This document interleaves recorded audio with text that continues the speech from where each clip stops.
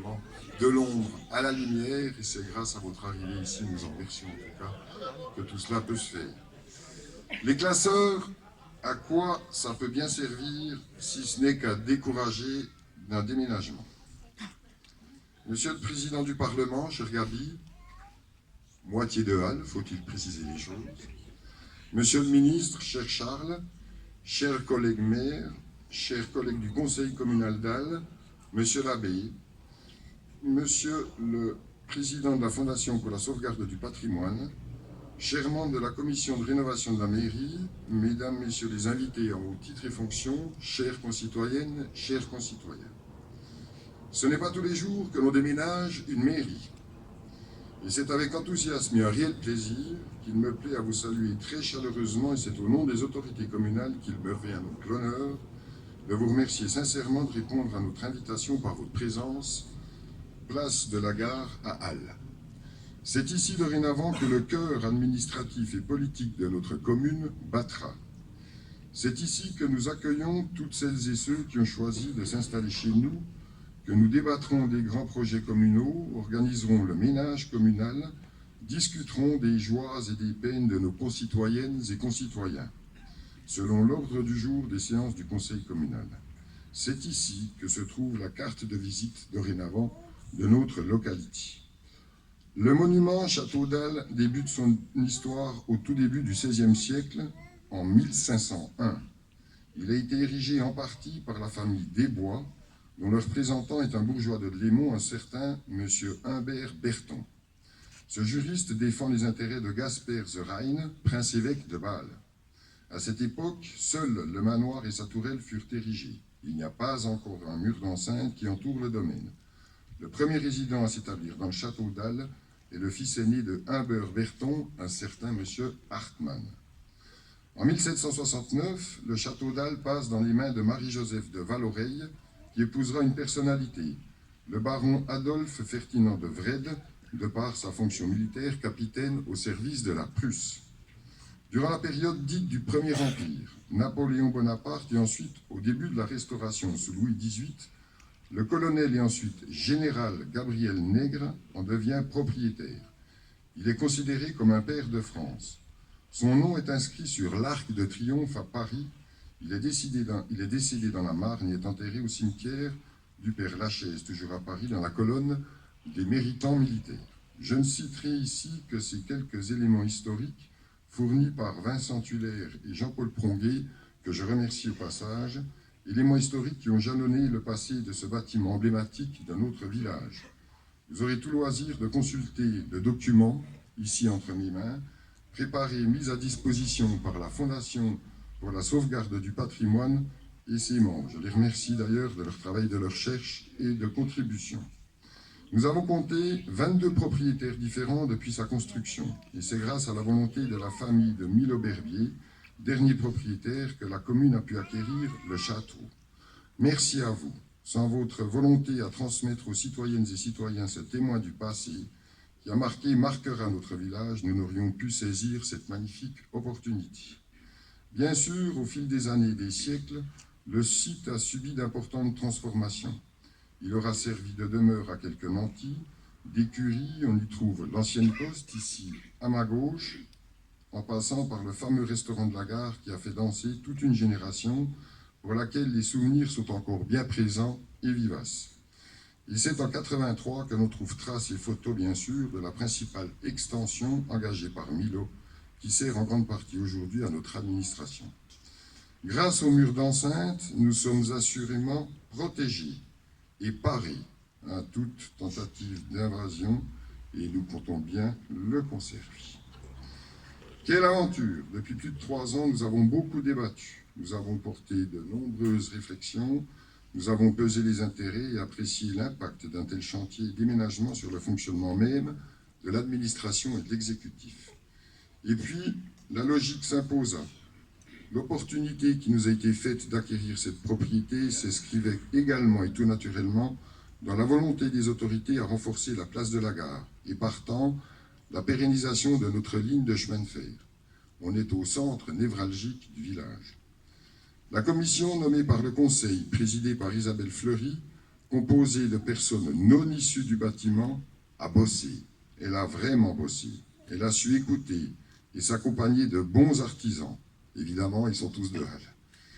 Et elle s'est sentie investie d'une mission aujourd'hui pleinement remplie. Que d'heures de réflexion, de mesures, de contrôle, d'engueulades parfois. Mais toujours et en œuvrant pour le bien commun dans un souci de transparence et surtout du travail bien fait. Mes remerciements s'adressent à vous cinq, vous qui n'avez pas compté votre temps et votre énergie.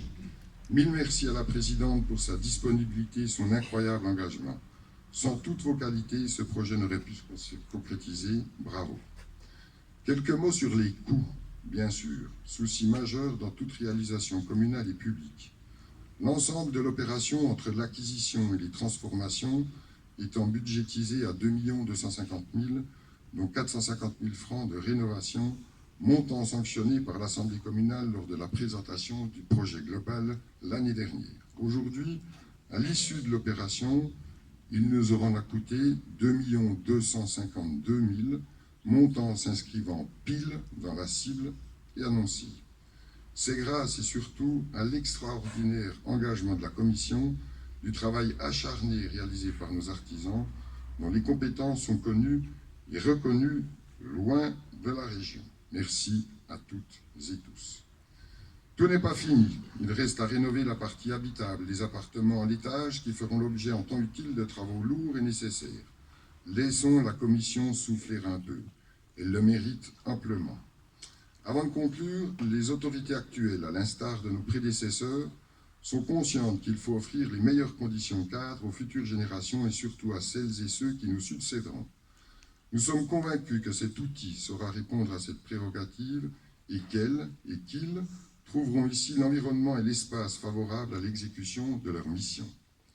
Ils sauront assurément apprécier la situation et ce sera non sans fierté qu'ils pourront accueillir toutes celles et ceux qui se rendront à la commune. Enfin, un clin d'œil à notre gare. Nous vous inviterons tout à l'heure à admirer la fresque installée sur la façade, fresque dessinée par les élèves de notre école qui illustre notre volonté d'associer toutes les générations aux projets communaux. Voilà, je vous remercie infiniment de votre attention. Je cède la parole maintenant à Isabelle Fleury, présidente de la commission de la mairie. Je vous remercie de votre attention.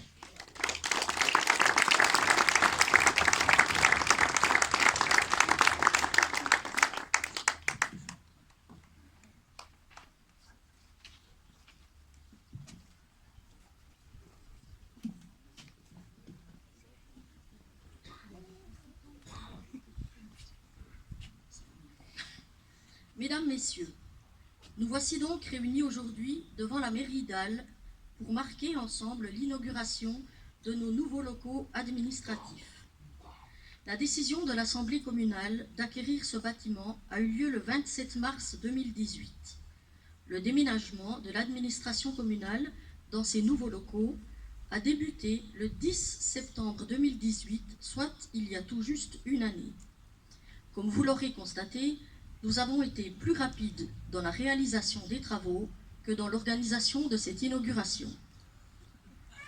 Il n'aura fallu guère plus de 5 mois à la commission, composée de 5 membres, messieurs Dominique Bonnemain, Christian Saner, Alan Stalder, Drilon Lochi et moi-même, épaulés par les artisans locaux pour l'essentiel, pour métamorphoser le rez-de-chaussée de ce bâtiment plusieurs fois centenaire, qui a connu jusqu'à ce jour de nombreuses fonctionnalités. Château, demeure de maître, café, restaurant de la gare ou de la Fleur de Lys, commerce, service, résidence, et j'en oublie certainement. J'aimerais ici avoir une pensée pour monsieur Émile Berbier, dernier propriétaire avec sa famille, qui avait souhaité que les autorités d'Halle fassent de ce bâtiment une carte de visite de sa commune. C'est chose faite. Je profite aussi à cet instant d'excuser son épouse, Madame Jacqueline Berbier, sa fille Dominique et sa famille, qui n'ont pas pu se joindre à nous aujourd'hui. Ce lieu, comme l'a dit Monsieur le maire, est empreint de souvenirs divers pour les plus anciens, avec son escalier en colimaçon qui donnait accès au café de la gare. Il est un lieu d'accueil, de convivialité, de réjouissance. D'aucuns y ont résidé dans les appartements situés dans les étages. Permettez-moi cette anecdote. Lors de la dernière fête d'Al, une ressortissante de notre village, septuagénaire, domiciliée depuis plusieurs dizaines d'années à Bangkok, qui était de passage dans son village natal, se rappelait y avoir vécu durant plusieurs années au début des années 50. Émue, elle a emprunté l'escalier montant au 2e étage, revoyant sa maman, qui fut centenaire, hisser péniblement les courses, peinant à chaque marche. Elle a retrouvé la fenêtre de laquelle, sur un petit tabouret, à 3 ans, elle admirait le passage des trains.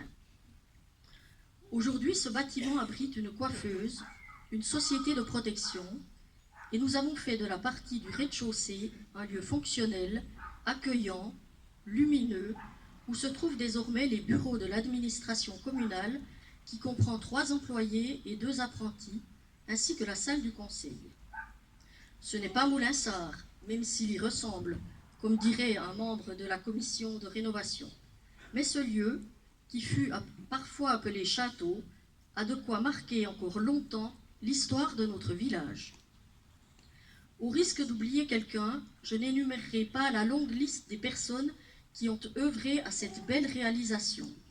Mais je tiens ici à les remercier chaleureusement pour leur engagement, leur disponibilité, leurs compétences, leur savoir-faire, leurs conseils et surtout l'excellente ambiance qui a régné sur le chantier et lors des séances tout au long des travaux. Je vous souhaite à toutes et tous une agréable découverte de ces lieux et une très belle visite. Je cède maintenant la parole à chacun des membres de la commission.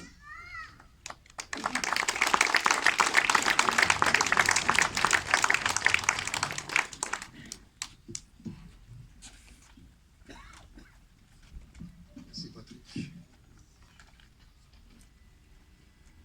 Ces dernières années, j'ai eu, personnellement, 2 gros chantiers. Le Tour de France et la rénovation de la nouvelle mairie. Aucun rapport, me direz-vous. Eh bien si.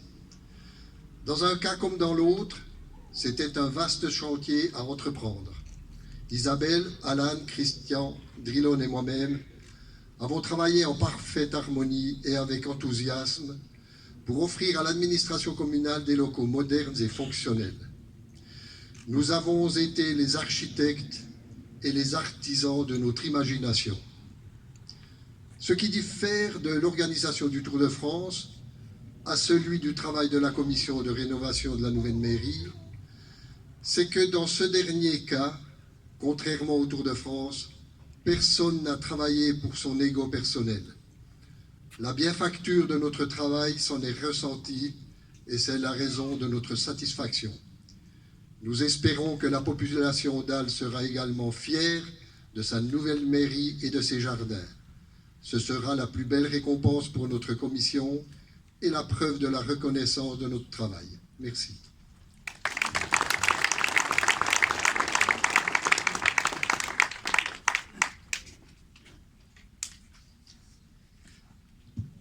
Mesdames, Messieurs, comment résumer en quelques mots la rénovation d'un bâtiment ayant été jadis un château, un restaurant, un appartement, et qui doit devenir un bâtiment administratif.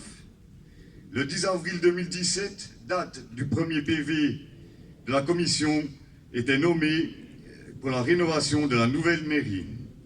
Aujourd'hui, le 14 septembre 2019, nous nous retrouvons pour inaugurer notre nouvelle mairie.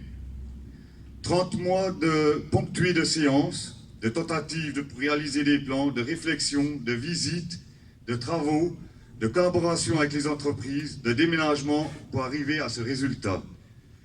Nous avons essayé avec la commission, en lien bien naturellement avec le conseil communal, de réaliser un bâtiment administratif beau, accueillant, fonctionnel, en pensant au personnel travaillant dans ces locaux, mais également aux citoyennes et citoyens venant dans ce bâtiment administratif. De bons échos, comme de moins bons, nous sont arrivés à nos oreilles. Il faudrait peut-être 2, 3 rénovations pour arriver à la perfection ou au summum.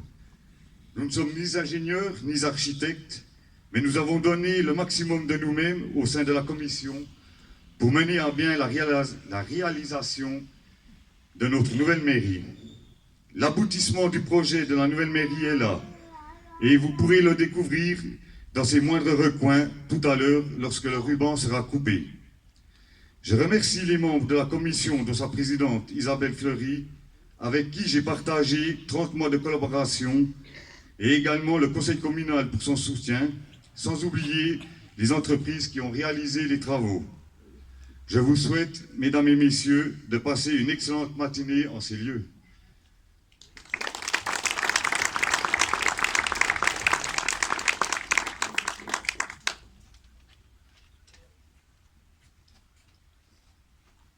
Mesdames, Messieurs, bienvenue dans la cour de notre nouvelle mairie.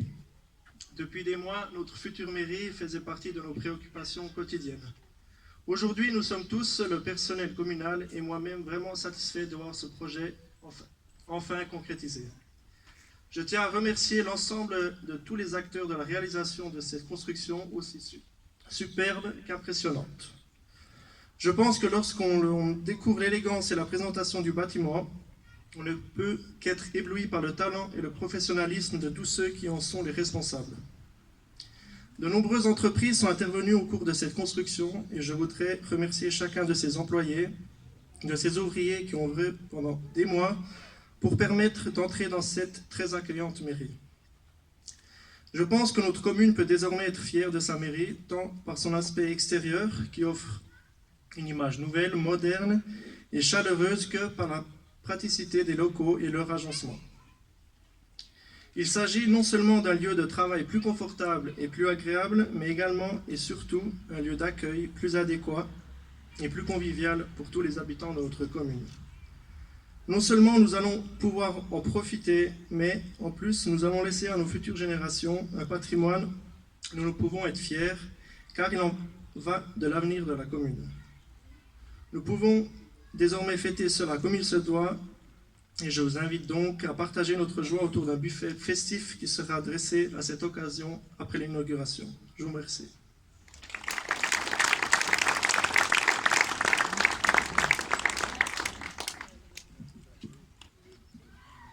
Voilà, Madame, Monsieur, voilà déjà une année que l'administration communale a pris place dans ces nouveaux locaux. Ce fut un véritable challenge pour notre commission. En quelques mois, comme mes collègues vous l'ont dit, nous avons réalisé l'impossible et nous y sommes arrivés. Félicitations. Ce fut non seulement un plaisir, mais aussi un honneur de participer activement à la réalisation de ce fabuleux et majestueux projet. J'adresse mes remerciements à mes collègues de la rénovation, mais aussi à la population d'Al qui nous a fait confiance, qui nous a donné les moyens de réaliser ce fabuleux projet. Je vous remercie toutes et tous. Je vous donne rendez-vous à l'intérieur de la mairie pour visiter ces locaux et ensuite nous partagerons bien évidemment le verre de l'amitié dans les jardins de la mairie. Je vais maintenant passer la parole au représentant du gouvernement, Monsieur le ministre Charles Juillard, qui nous honore de sa présence.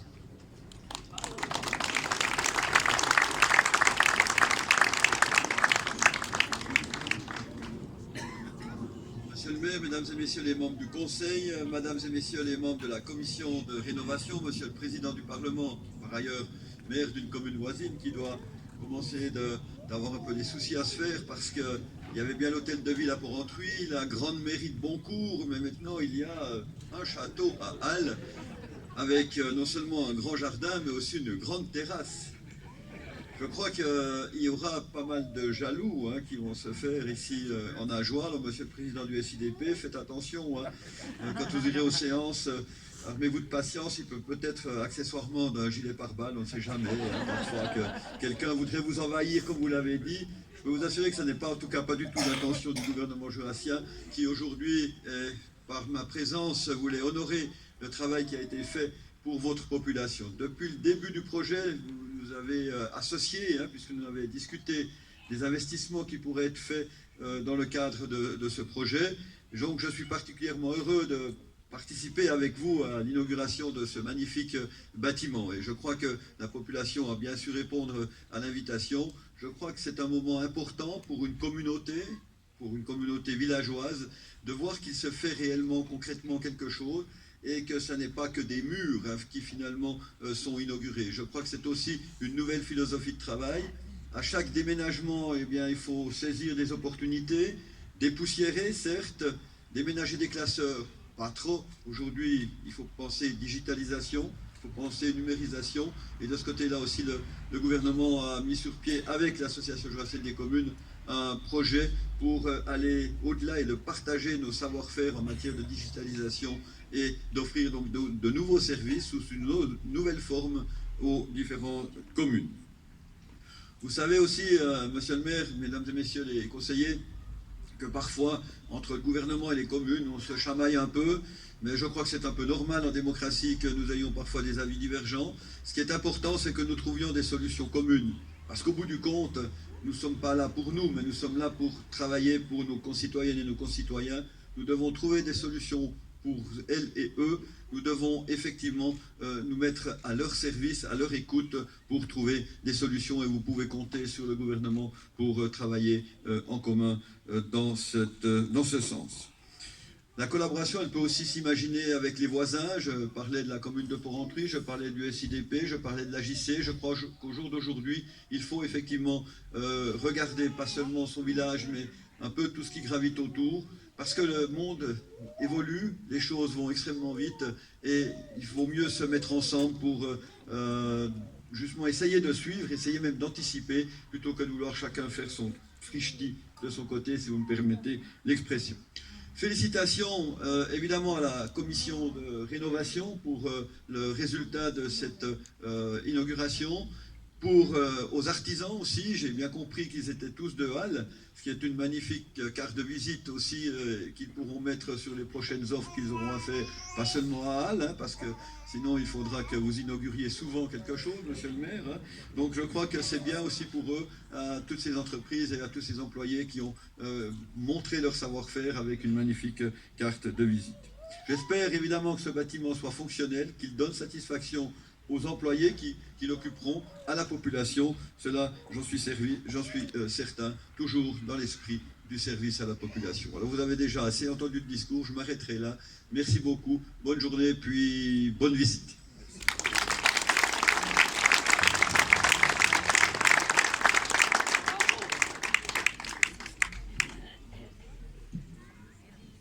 Pour cette inauguration, nous avons souhaité également une bénédiction.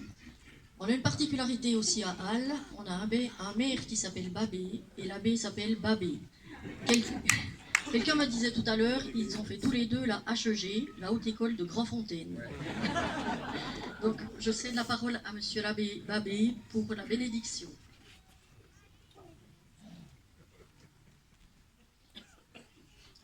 Vous avez encore un peu de patience. Ça va, vous avez encore un peu de patience, quelques minutes. Merci de votre invitation. Bonjour à chacun, chacune. Je suis heureux d'être parmi vous ce matin pour la partie officielle de ce rassemblement.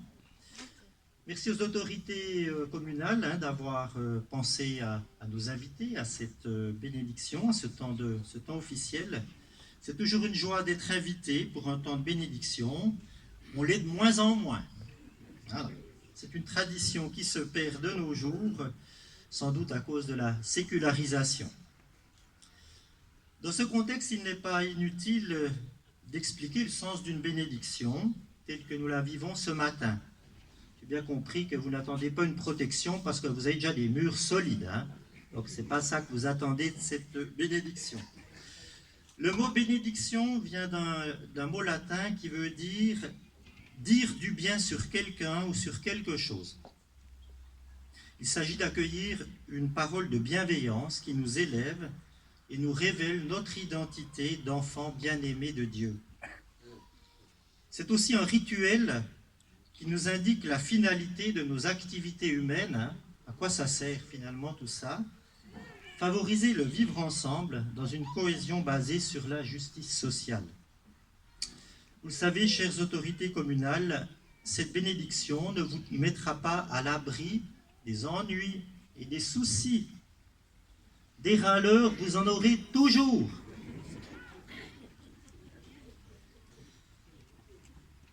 Pas plus que cela ne fera venir de nouveaux habitants au village, ni de rentrées financières supplémentaires, même si vous en attendez hein, en arrière.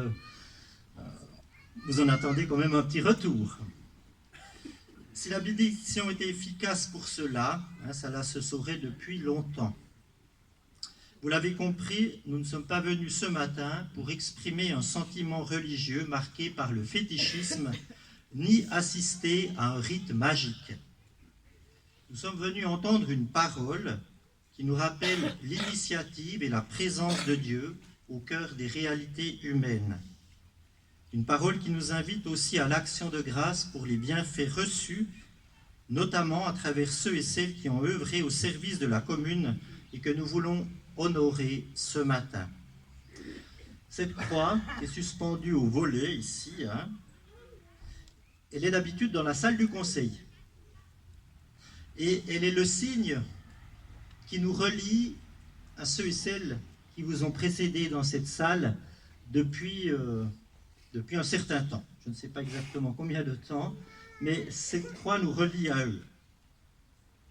Et dans une société qui a perdu un bon nombre de ses repères, il est bon de se souvenir d'où nous venons, non pas pour retourner en arrière, hein, mais pour envisager l'avenir avec la confiance qui habitait nos ancêtres. La bénédiction nous relie à cette confiance fondamentale qui les habitait. Les défis auxquels ils ont été confrontés étaient tout aussi cruciaux que ceux d'aujourd'hui.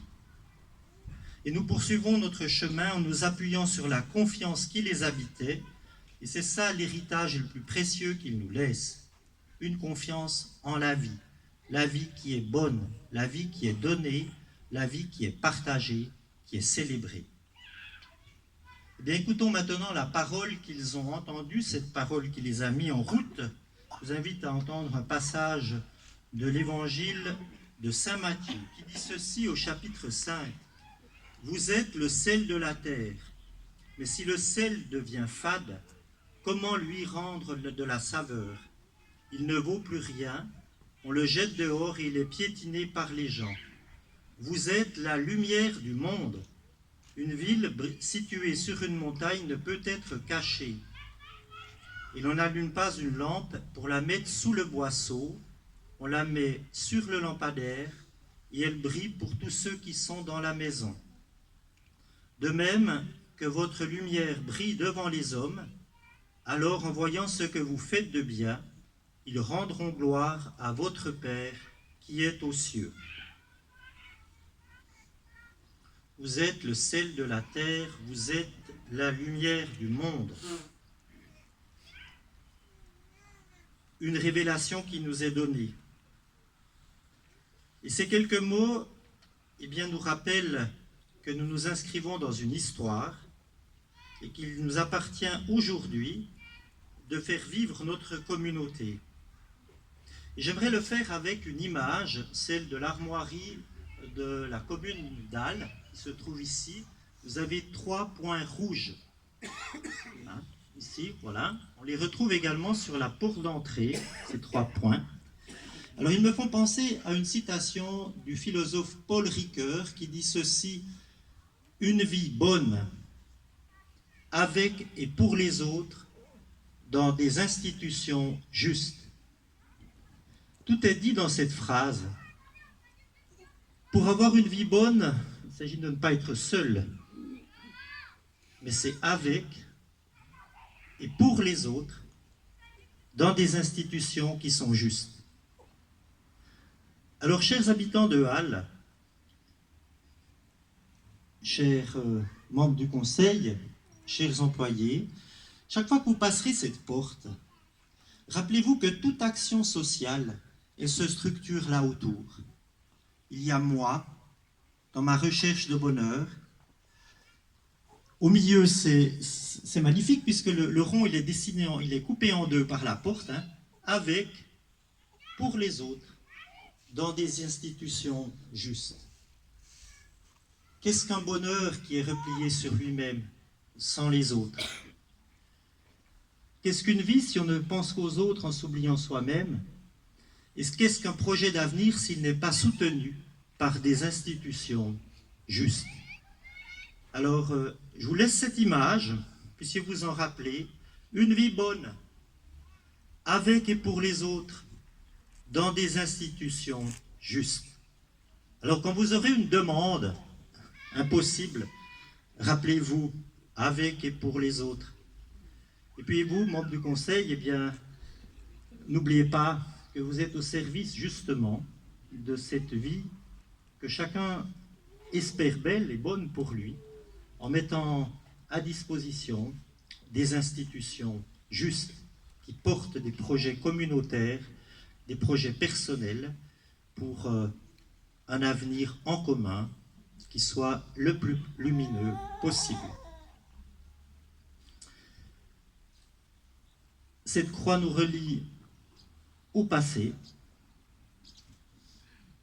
dont nous héritons. Et maintenant, nous allons faire le lien avec l'avenir. Et j'invite Tom et Nathan qui vont, avec cette cruche, chercher de l'eau. De l'eau qui vient d'ici, du puits.